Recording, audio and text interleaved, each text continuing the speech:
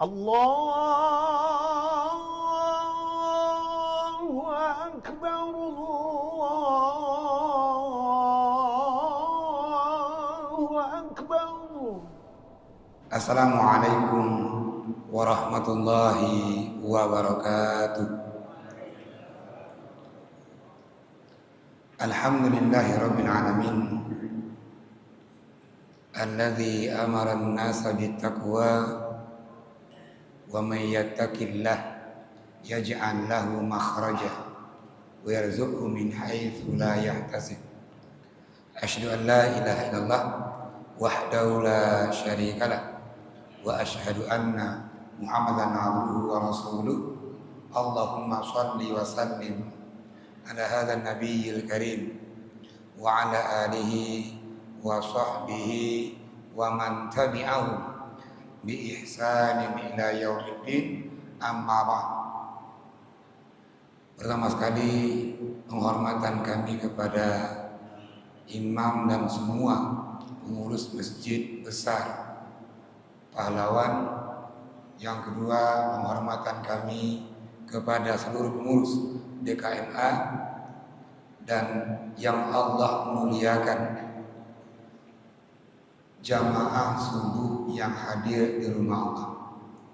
Baik jamaah yang Allah muliakan, kenapa Allah muliakan orang-orang yang hadir dalam salat subuh berjamaah?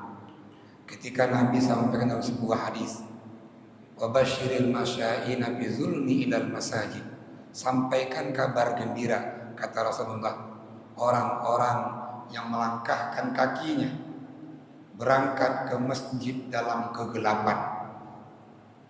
Ulama hadis menyampaikan makna salat yang melangkahkan kaki berjamaah dalam kegelapan adalah salat Isya dan salat subuh berjamaah. Apa kabar gembiranya? Binuri tam yaumil qiyamah, dengan cahaya yang sempurna nanti di hari kiamat. Jamaah yang Allah muliakan, baginda Rasulullah sampaikan, yuhsyarun nas yaumal qiyamah fi zulmi.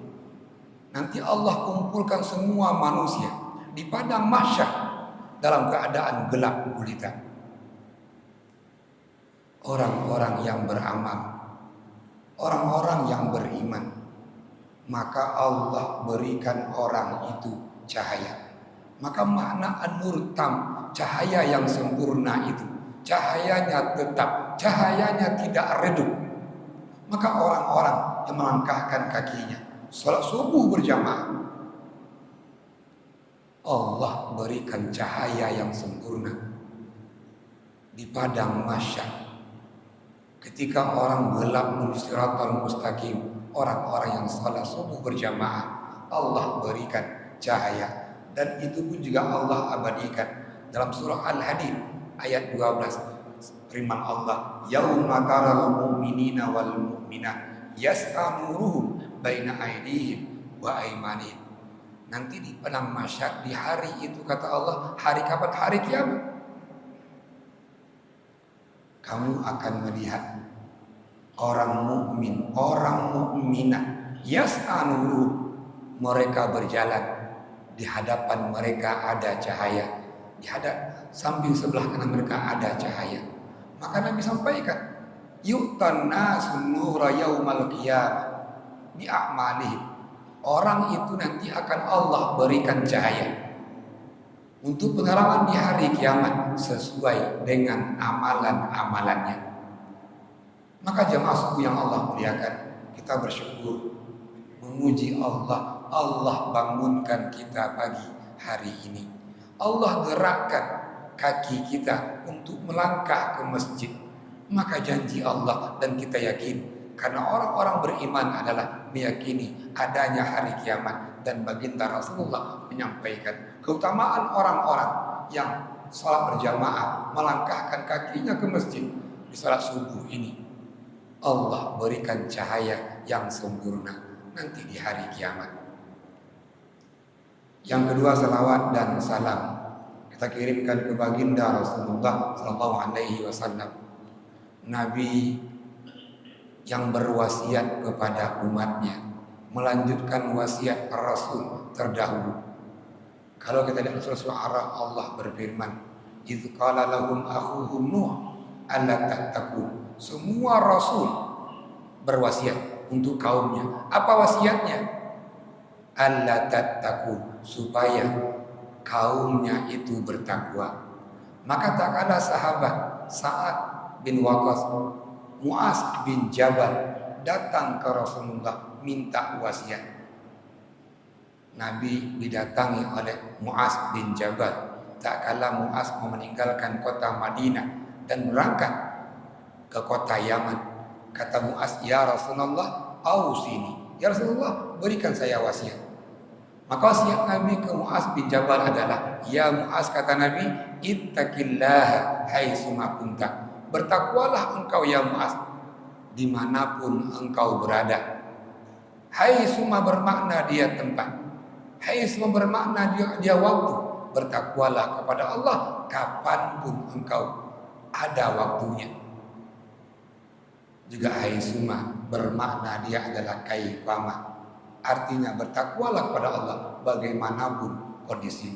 Maka wasiat Nabi ke sahabat Mu'az bin Jabal, wasiat untuk kita semua. Untuk apa? Selalu bertakwa kepada Allah. Kenapa bertakwa? Lihat aja jemaah. Semua ibadah-ibadah yang kita lakukan, tujuan akhirnya adalah mencapai tingkatan takwa yang Allah ridhai. Kalau kita lihat nanti ada ayat tentang puasa, la'allakum tattaqun, di penghujung ayat itu Allah jelaskan semoga bertakwa. Ketika orang tunaikan ibadah haji, tujuan akhirnya juga adalah bertakwa. Maka Nabi berwasiat, bertakwalah dimanapun kita berada. Mu'az bin Jabal minta ditambahkan wasiatnya, "Ya Rasulullah, zidni." Tambah lagi ya Nabi. Maka Nabi menambahkan, "Ittabi'is sayyi'ata wal hasanata muha." Ikutilah keburukan dengan kebaikan. Kebaikan itu akan menghapuskan keburukan. Dikali ketiga Mu'az minta ditambah lagi. Maka Nabi menutup wasiat beliau, "Wa khaliqin nasa bi khuluqin hasan." Bergaullah dengan orang lain dengan akhlak yang paling mulia. Jemaah suku yang Allah muliakan. Maka jika kita lihat ketika perintah Allah dan Rasulnya untuk bertakwa, siapakah orang-orang yang bertakwa? Banyak ayat, banyak hadis yang menjelaskan. Kita ambillah yang pertama, semua kita ini hafal. Setelah Allah sampaikan zalikal kitabul la raiba fihi. Al-Quran itu kata Allah tidak ada keraguan dalamnya. Hudan lil muttaqin, petunjuk bagi orang-orang yang bertakwa. Di antara sifat orang yang bertakwa yang Allah sampaikan dalam surah awal Al-Baqarah ini adalah siapa yang bertakwa? Alladzina yu'minuna bil ghaib. Yang pertama kata Allah, orang yang bertakwa itu adalah orang yang mengimani yang gaib. Secara bahasa gaib itu dia enggak terlihat. Mengimani alam kubur, gaib. Mengimani hari kiamat, gaib. Namun dalam tafsir Ibnu Katsir dan tafsir Imam Qurtubi, Al-Ahkam Al-Quran Al-Karim, makna gaib di sini lebih kepada mengimani Allah Subhanahu wa taala. Apa maknanya? Allah itu maha segala-galanya. Maka tak kalah kita hari ini Allah bangunkan, Allah berikan kita umur, Allah berikan kita sehat, Allah titipkan kita keluarga, Allah titipkan kita harta. Semua itu adalah nikmat, dan nikmat itu adalah datangnya dari Allah. Wa ma min nikmatin illa min Allah. Tidak ada nikmat kecuali datangnya dari Allah. Maka tak kalah kita setiap saatnya Allah berikan nikmat, apa kewajiban kita? Bersyukur.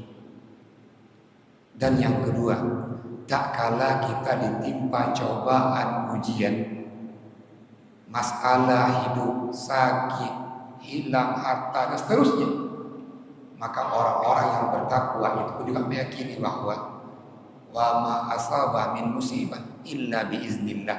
Tidak ada musibah di muka bumi ini, tidak ada cobaan di muka bumi ini kecuali datangnya itu dari Allah. Maka jamaah, kita mesti belajar banyak daripada sahabat-sahabat. Bagaimana para sahabat itu mensyukuri nikmat Allah. Bagaimana para sahabat menghadapi cobaan-cobaan hidup ini. Ada sahabat yang masyhur dalam kitab hadis, itu namanya adalah masyhurnya lakopnya Abu Kilabah. Abu Kilabah ini nama lengkapnya Abdullah bin Zaid al-Jarmi yang wafat di tahun 104 Hijriah. Apa kelebihan sahabat ini? Ini sahabat dalam hidupnya itu penuh dengan kekurangan dalam kacamata manusia. Apa kekurangannya? Abu Kilabah tidak punya dua tangan. Abu Kilabah tidak punya dua kaki. Abu Kilabah punya pendengaran terbatas. Abu Kilabah punya penglihatan juga sangat terbatas. Namun tak kalah Abdullah bin Muhammad menceritakan dalam kitab As-Siqah karangan Ibnu Hibban. Kata Abdullah, tak kalah beliau menghampiri tempat tinggalnya Abu Kilabah, beliau berdoa. Apa doanya? Allahumma auzi'ni an ahmadaka hamdan ukabi'u bihi syukra nikmatikal an'am alayya. Ya Allah, tunjukkanlah saya untuk dapat memujimu ya Allah. Dengan saya memujimu, saya bersyukuri nikmat-nikmat yang Engkau berikan. Walaqad faddaltani ala katsirin minal khalaiq. Dan ya Allah, Engkau sudah muliakan saya dari banyak makhluk di muka bumi ini. Bayangkan, orang yang segala keterbatasan, namun doanya adalah, zikirnya adalah, ya Allah, tunjukkanlah saya ya Allah untuk dapat memujimu ya Allah, mensyukuri segala macam nikmatmu ya Allah. Dan Engkau ya Allah ciptakan saya dengan banyak kelebihan-kelebihan. Abdullah bin Muhammad tak kalah mendengarkan doa ini dan menengok orang yang berdoa. Timbul dalam perasaan beliau, ini orang mensyukuri nikmat yang mana? Ini orang mengatakan bahwa Allah berikan dia kelebihan. Kelebihan yang mana? Maka Abdullah bin Muhammad mengajukan pertanyaan, ya Syekh, kalau boleh tahu, nikmat yang mana gerangan yang Allah berikan kepadamu yang engkau syukuri? Abu Kilabah sambil senyum menjawab, karena dia nggak dapat melihat sepenuhnya. Kata Abu Kilabah, ya Abdullah, wahai hamba Allah, nikmat mana yang saya syukuri? Kalau hari ini, kata Abu Kilabah, Allah kirimkan petir, maka saya akan terbakar. Kalau hari ini Allah kirimkan air laut naik, air sungai naik, banjir datang, saya, kata Abu Kilabah, pasti akan mati di bawah air. Kalau hari ini gunung Allah turunkan, Allah longsorkan, saya, kata Abu Kilabah, pasti akan mati ditimpa oleh gunung itu. Jika Allah hari ini, kata Abu Kilabah, datangkan gempa, dengan gempa itu bangunan-bangunan runtuh, saya, kata Abu Kilabah, akan mati ditimpa oleh bangunan itu. Namun lihatlah, Allah enggak datangkan itu. Maka saya, kata Abu Kilabah, mensyukuri nikmat itu yang sangat besar. Yang kedua, kata Abu Kilabah, jika engkau katakan tadi, kelebihan mana yang Allah berikan ke saya? Alhamdulillah, kata Abu Kilabah, Allah memberikan saya lisan. Dengan lisan itu, kata Abu Kilabah, saya bisa mensyukuri nikmat-nikmat Allah. Jamaah yang Allah muliakan, Abu Kilabah hanya punya lisan yang sempurna. Abu Kilabah gunakan lisan itu untuk bersyukur. Pertanyaannya, bagaimana dengan kita? Kita punya kaki yang sehat, punya mata yang sehat, badan yang sehat, tangan yang sehat. Maka cara bersyukur yang paling sempurna adalah semua yang kita miliki ini kita gunakan dalam ketaatan. Begitu kita punya umur kita dalam ketaatan, inilah umur yang berkah. Tak kala kita punya harta kita gunakan ketaatan, itulah harta yang berkah. Tak kala Allah berikan sehat kita gunakan dalam ketaatan, itulah dia sehat yang berkah. Abu Kilabah melanjutkan kisah beliau. Kata Abu Kilabah, "Ya Abdullah, kamu kan datang ke tempat saya. Kalau boleh saya minta bantulah sama kamu." Kata Abdullah bin Muhammad, "Apa gerangan yang bisa saya bantu?" Kata Abu Kilabah, "Saya selama ini ada punya seorang anak. Jika datang waktu sholat, anak saya itulah yang membutuhkan saya. Jika saya haus, anak saya inilah yang bawa air, berikan minuman ke saya. Jika saya lapar," kata Abu Kilabah, "maka anak saya inilah yang datang bawa makanan, menyuapi saya." Namun sambil meneteskan air mata, Abu Kilabah berkata, "Ini sudah 3 hari, anak saya nggak pulang-pulang." Artinya apa? Abu Kilabah 3 hari sudah tidak makan, 3 hari sudah tak minum. Kenapa? Tidak ada orang yang memberikan minum, tidak ada orang yang menyuapinya. "Dan engkau ya Abdullah," kata Abu Kilabah, "tahu persis kondisi saya. Saya nggak mungkin keluar mencari anak saya. Kalau boleh mohonlah, engkau cari anak saya, sampaikan berita ke anak saya bahwa ayahnya merindukan anandanya." Kata Abdullah bin Muhammad, "Ya Syekh, wasbir, sabarlah.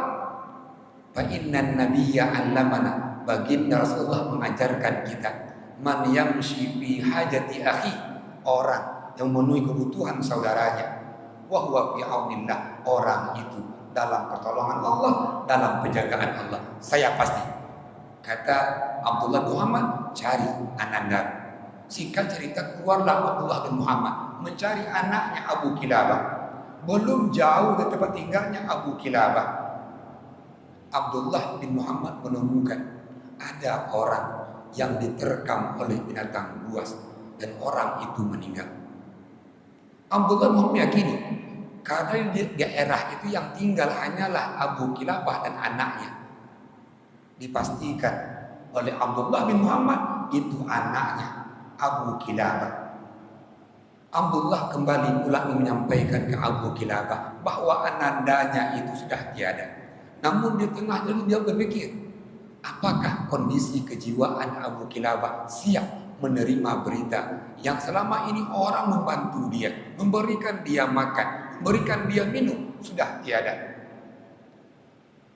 Terpikirlah oleh Abdullah bin Muhammad menyampaikan kisah ini melalui kisahnya Nabi Ayub alaihissalam. Begitu salam ke rumahnya Abu Kilabah, Abu Kilabah bertanya, "Ya Abdullah, bagaimana? Ada berita tentang anak saya?" Namun Abdullah bin Muhammad enggak menjawab.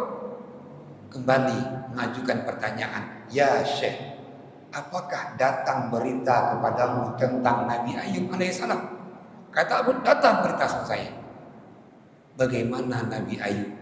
Kata Abu Kilabah, "Nabi Ayub diuji dengan berbagai macam ujian. Nabi Ayub diuji dengan kemiskinan." Kata Abdullah bin Muhammad, "Ya Syekh, Nabi Ayub bukan hanya diuji dengan kemiskinan, namun juga dengan penyakit." "Bagaimana Nabi Ayub?" Kata Abu Kilabah, "Nabi Ayub sabar. Nabi Ayub memuji Allah. Nabi Ayub tetap bersyukur atas nikmat Allah." Kata Abdullah, "Ya Syekh, Nabi Ayub alaihissalam bukan hanya diuji kemiskinan, penyakit, dihinaan orang, namun ketahuilah bahwa Nabi Ayub juga diuji punya 12 orang anak yang wafat sekaligus. Bagaimana Nabi Ayub?" Kata Abu Kilabah, "Nabi Ayub sabar, memuji Allah dan tetap bersyukur kepada Allah." Barulah Abdullah bin Muhammad menyampaikan, "Ya Syekh, anandamu yang engkau tunggu-tunggu ya Syekh, hari ini sudah tiada. Anandamu diterkam oleh binatang buas." Jamaah, lihat. Kalimat yang keluar dari lisannya Abu Kilabah adalah, Begitu tahu anaknya meninggal, inilah tumpuan harapan hidupan dia. Kata Abu Kilabah, alhamdulillahilladzi wahabani waladan salihan. Maha suci Allah yang telah berikan saya anak yang soleh, wala ya'sillah, dan tidak bermaksiat kepada Allah. Bayangkan, harapan satu-satunya Abu Kilabah dalam kehidupan beliau, teman hidupnya adalah anandanya, dan anandanya itu nggak ada lagi, tetap memuji Allah, bersyukur kepada Allah, alhamdulillah. Mengambil anaknya dalam keadaan soleh, dalam keadaan taat, nggak bermaksiat kepada Allah, baru Abu Kilabah katakan inna lillahi wa inna ilaihi raji'un. Inilah tadi bagaimana Abu Kilabah mencontohkan ke kita bersyukur kepada Allah dalam keadaan mendapatkan nikmat, bersyukur kepada Allah dalam keadaan diberikan ujian-ujian, diberikan musibah. Jemaah yang Allah muliakan, maka orang yang bertakwa, sambungan ayat tadi adalah yuqimunas shalah. Orang yang bertakwa itu adalah orang yang menjaga hubungannya dengan Allah.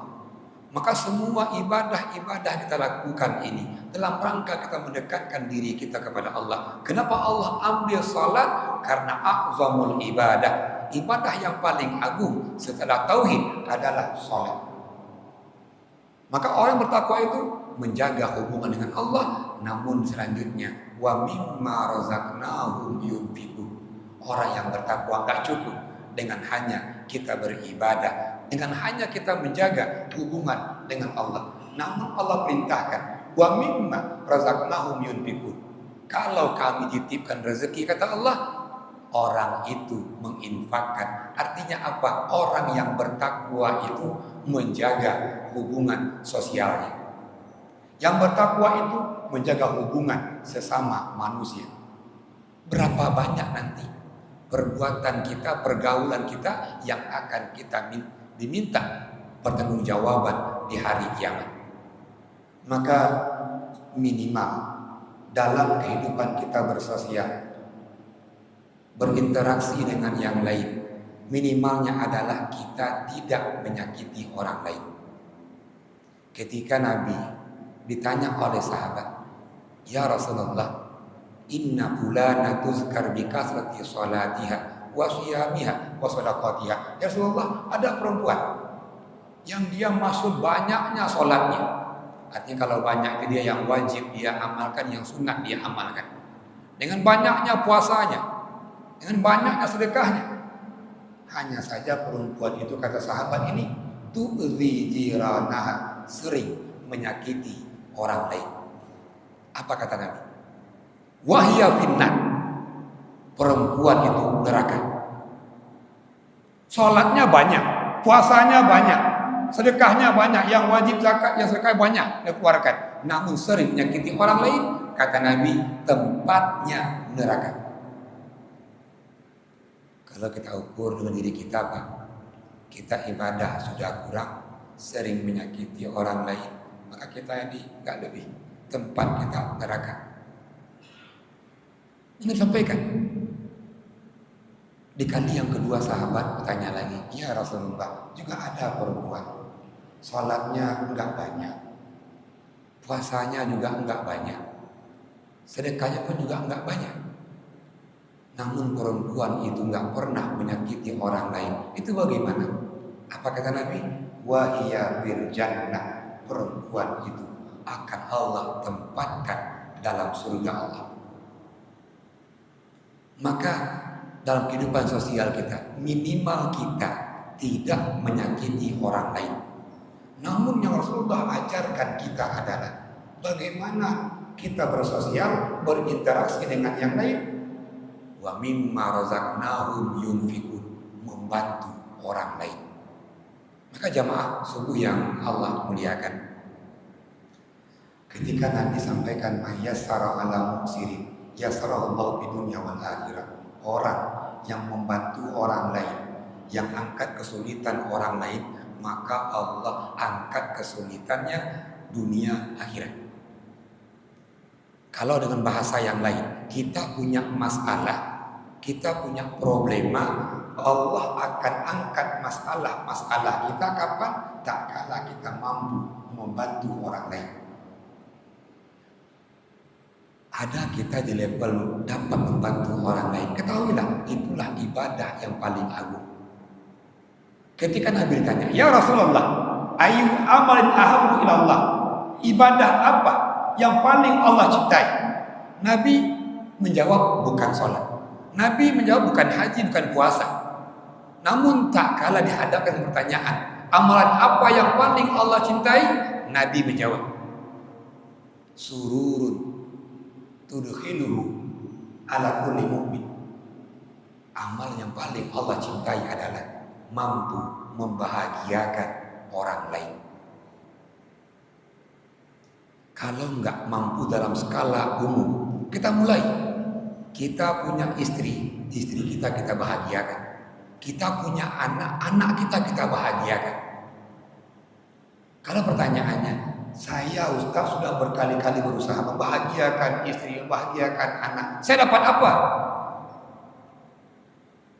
Kalau itu pertanyaannya, lihatlah, rasakanlah.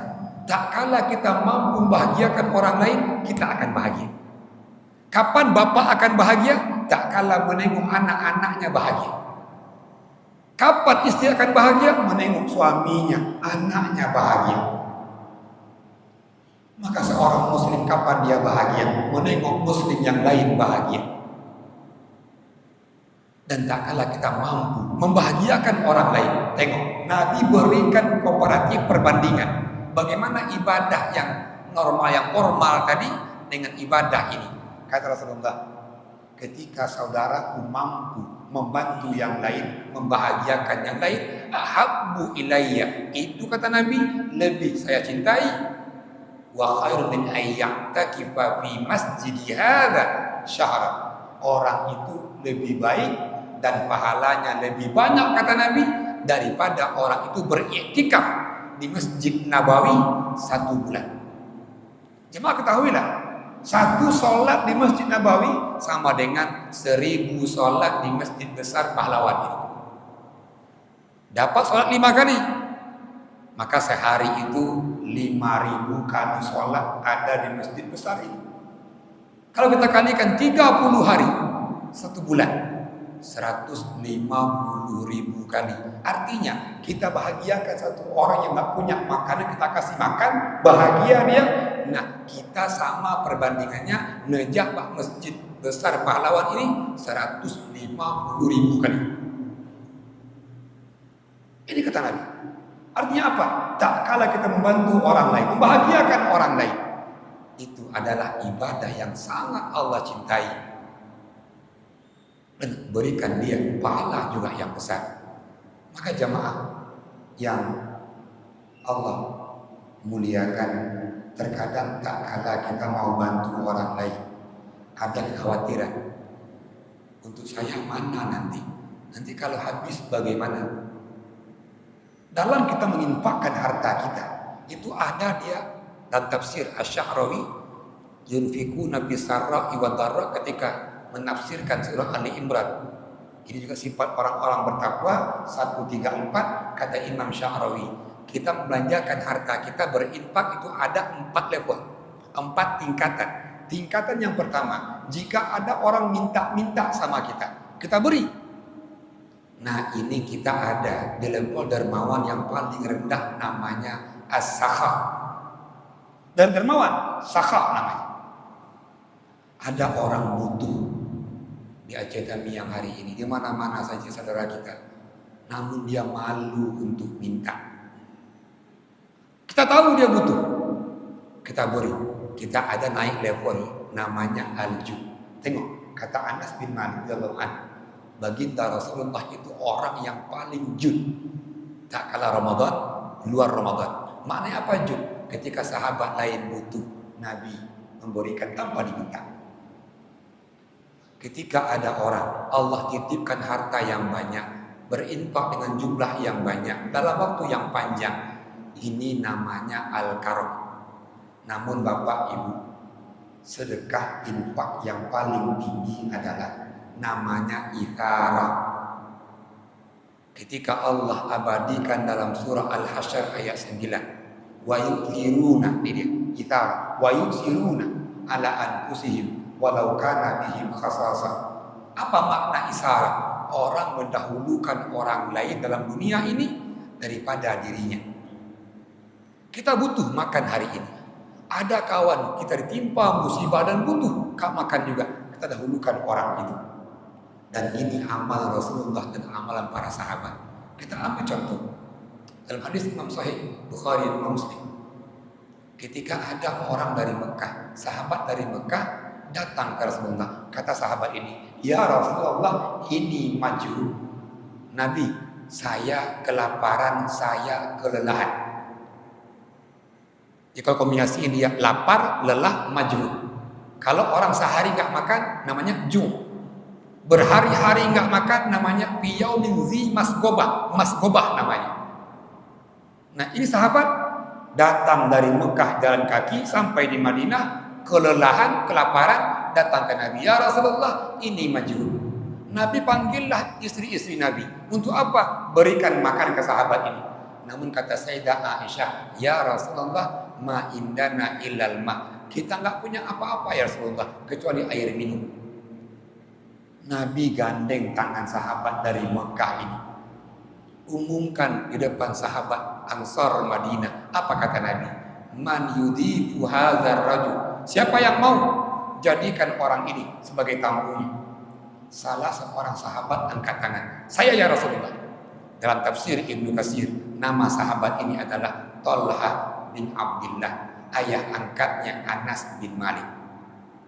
Dibawa pulanglah tamu tadi sampai di rumah. Thalhah sampaikan ke istrinya. Ibundanya Anas bin Malik adalah namanya Ummu Sulaim. Kata Thalhah ke istrinya Ummu Sulaim, akrimi dhaifar Rasul. Muliakan tamu Rasulullah. Nyojami jami Rasulullah. Muliakan tamu Rasulullah. Kata Ummu Sulaim, ya suamiku, ma indana illa kutusibyan. Kita nggak punya apa-apa juga ini. Yang tinggal makanan untuk anak kita malam hari ini. Bagaimana? Nah kata Thalhah, hayyi ta'amaki, makanan yang nanya tahu. Siapkan. Nanti punya kado pada bajuku, nawimi sibyanaki, tidurkan anak-anak kita. Karena nggak banyak makanannya, atfi'i sirajaki. Nanti tak kalah kita makan, matikan lampu supaya tamu itu nggak tahu kita nggak makan. Ummu Sulaim, istri yang salehah yang patuh suaminya, dimasaklah makanan tadi. Udah masak makanannya, tidurkanlah Anas bin Malik dan adiknya. Dan tak kala dihidangkan makanan itu, Ummu Sulaim pura-pura memperbaiki lampu, padahal meniup lampu. Sampai si tamu berpikir, Ummu Sulaim, Abi Thalhah juga ikut makan. Padahal keluarga ini menahan lapar malam itu untuk memuliakan tamunya. Jangan sampai tamunya kelaparan. Inilah contoh kita. Maka tak kala esok paginya Nabi senyum, jumpa dengan Thalhah. Apa kata Nabi? Ajiballahu min fa'alikuma. Allah kagum, Allah bangga dengan amalan-amalan kalian. Lantas Allah turunkanlah surah Al-Hasyr ayat 9, wa yusiruna ala anfusihim walau kana bihim khasasah. Jemaah suku yang Allah muliakan, jangan pernah berpikir bahwa harta yang kita infakkan, tenaga yang kita keluarkan membantu orang lain itu sia-sia. Kalau ada dalam pikiran kita bahwa harta yang kita infakkan, harta kita akan habis. Nabi menjawab, mana kasat sadaqatun min mal. Harta kita akan pernah habis yang kita belanjakan, infakkan. Contoh itharah sahabat lain, namanya Ali bin Abi Thalib karamallahu wajhah. Ali bin Abi Thalib pulang ke rumah, jumpai istri siapa? Sayyidah Fatimah binti Muhammad. Ali tanya, ya Fatimah, apa yang bisa kita makan hari ini? Kata Fatimah, bang, pagi ini kita belum punya apa-apa. Saya, kata Fatimah, mau berangkat ke pasar. untuk belanja kebutuhan keluarga kita. Ada ini saya uang 6 dirham upah bekerja kemarin di tempat Salman Al-Farisi. Ini dalil perempuan boleh bekerja. Kata Ali bin Abi Thalib, ya Fatimah, engkau dah lelah bekerja, kalau boleh serahkan uang yang 6 dirham itu ke saya, biar saya pergi ke pasar beli kebutuhan keluarga kita. Maka Fatimah serahkanlah uang yang 6 dirham itu. Berangkatlah Ali bin Abi Thalib ke pasar. Sebelum masuk pasar, Ali bin Abi Thalib jumpa orang tua sambil bentangkan tangannya, baca Al-Baqarah 245. Apa bunyi ayat? Man dzalladzi yuqridullaha qardan hasanan. Siapa yang mau meminjamkan Allah uangnya, hartanya, fayudha'ifu lahu adha'afan katsira. Allah akan melipat gandakan harta itu. Wallahu yaqbid wa yabsut. Allah lah yang melapangkan rezeki, Allah lah yang menyempitkan rezeki. Ali bin Abi Thalib sangat paham betul makna ayat ini. Di antara khalifah yang paham tafsir, yang ahli tafsir adalah Ali bin Abi Thalib. Begitu mendengarkan ayat ini, tangan Ali bergerak ke kantong beliau, ada uang 6 dirham. Namun tak kala mau mengeluarkan uang itu, terbayanglah wajah istrinya, wajah anak-anaknya. Ali kembali urungkan niatnya. Namun orang tua ini kembali bentangkan tangannya mengulangi ayat itu. Maka di kali yang kedua Ali bin Abi Thalib ambil uang 6 dirham semuanya, serahkan. Orang tua itu, Ali kembali pulang. Sampai di rumah, Fatimah tanya, "Bang, mana makanan yang engkau beli?" Ali bin Abi Thalib enggak menjawab. Di kali yang kedua Fatimah bertanya, "Bukankah engkau tadi ke pasar untuk beli kebutuhan keluarga kita? Mana makanannya?" Lagi-lagi Ali enggak menjawab. Di kali yang ketiga, jatuhlah air mata Fatimah. Kata Fatimah, "Bang, engkau tahu anak-anak kita belum makan dari semalam. Hasan, Husain, Umi Kulsum, Zainab belum makan. Engkau pun juga belum makan. Mana makanan yang engkau beli?" Jawab Ali bin Abi Thalib sambil mengusap air mata Fatimah, menjawab, "Istri, uang yang 6 dirham yang engkau berikan tadi sudah aku pinjamkan kepada Allah." Tak kalah Fatimah mendapatkan jawaban ini, Fatimah enggak marah. Namun Ali bin Abi Thalib, kepala keluarga yang paham betul tanggung jawab keluarga, beliau keluar rumah, harapannya, tujuannya adalah rumah Rasulullah, dengan harapan di rumah Rasulullah ada sisa makanan untuk keluarganya. Berangkatlah Ali bin Abi Thalib. Di tengah-tengah jalan ada orang yang memanggil, "Ya Aba Hasan, belilah unta ini." Kata Ali, "Saya nggak punya uang." "Nggak apa-apa," kata orang itu, "harganya 100 dirham. Engkau boleh bayar kapan engkau punya uang." Akhirnya Ali belilah unta itu seharga tadi 100 dirham. Ali bawalah unta. Belum jauh juga Ali berjalan dengan unta itu, ada orang yang panggil lagi, "Ya Aba Husain," kata orang itu, "Wahai bapaknya Husain, apakah untanya dijual?" Kata Ali, "Iya." "Berapa harganya?" Harganya, kata Ali, 300 dirham. Kata orang itu, "Kalau bisa beli untamu ini dengan harga cash tunai." Diterimalah uang harga unta oleh Ali. Ali kembali mencari orang yang menjual unta, namun Ali nggak menemukan. Ali terus ke pasar beli kebutuhan keluarganya. Sampai di rumah Fatimah bertanya, Ali ceritakan. Nah, Ali bin Abi Thalib berangkatlah ke Masjid Nabawi. Sampai di masjid tunaikanlah salat tahiyat masjid 2 rakaat. Setelah salat, baginda Rasulullah menghampiri Ali bin Abi Thalib. Nabi bertanya, "Ya Ali, atakusu am akusu?" Apakah engkau yang mau cerita atau aku, kata Nabi. Kata Ali, "Engkau ya Rasulullah." Lihat, Ali, hari ini engkau pinjamkan uangmu kepada Allah 6 dirham. Setiap dirhamnya itu, kata Rasulullah, Allah lipat gandakan 50 kali lipat. Tadi kata Nabi, yang jual unta itu adalah malaikat Jibril alaihissalam. Yang beli untamu itu kata Rasulullah itu adalah malaikat Mikail. Lantas Nabi bersabda, termaktub dalam Sahih Bukhari, Sahih Muslim. Apa kata Nabi? Ma min yaumin yusbihul ibad. Tidaklah seorang hamba bangun di pagi hari illa malakani yanzilan. Setiap pagi kita bangun, Allah turunkan 2 malaikat. Setiap kita. Satu malaikat angkat tangan. Apa doanya? Allahumma a'ti munfiqan khalafa. Ya Allah, orang-orang yang mau berinfak, yang mau bantu saudaranya, berikanlah dia balasan yang berlipat ganda. Maka dikatakan tidak akan pernah habis harta kita yang kita sedekahkan. Doa malaikat untuk kita. Ya Allah, orang-orang yang berinfak, berikanlah dia balasan berlipat ganda. Malaikat yang kedua juga angkat tangan dan berdoa, Allahumma a'ti mumsikan talafa. Ya Allah, orang-orang yang kering, orang-orang yang pelit, berilah dia kebinasaan, kehancuran. Maka jamaah yang Allah muliakan, di antara hari ini Bapak Ibu, jika sakit lama nggak sembuh-sembuh, bertawassullah dengan sedekah tadi. Sedekahlah. Niatkan, ya Allah, sembuhkanlah penyakit saya. Yang hari ini punya berbagai macam masalah, bantulah orang lain. Allah akan angkat masalah kita.